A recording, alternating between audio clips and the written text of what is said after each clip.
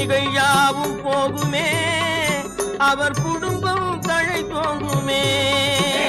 குமரனை கும்பிட்டு கொண்டாடுவோருக்கு குறைகள் யாவும் போகுமே, அவர் குடும்பம் தழை தோங்குமே.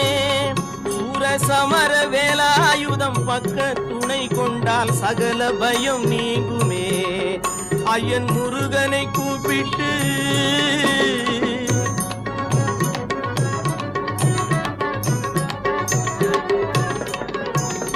அருமுகனை வேண்டி ஆரா